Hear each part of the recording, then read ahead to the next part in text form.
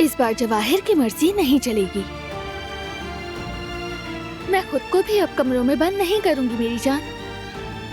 ना तुम्हें और ना ही खुद को अजियत दूंगी, क्योंकि मेरे पास तुम हो। और मेरे पास तुम। तुमसे एक बात कहूं, मीरान को सुलाने के बाद क्या हम थोड़ी देर हम वॉक कर सकते हैं क्या? ठीक है।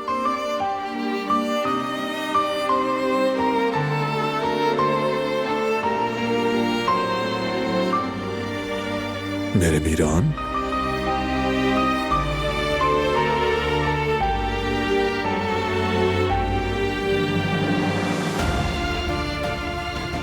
चलो जरा अम्मी के पास जाओ। पहले जरा मैं जिहान को फोन कर लूं, उससे कहता हूं कि वो भी मोहतात रहे। ठीक है, उस वक्त तक मैं इसे चेंज करा के सुला देती हूँ। ठीक है।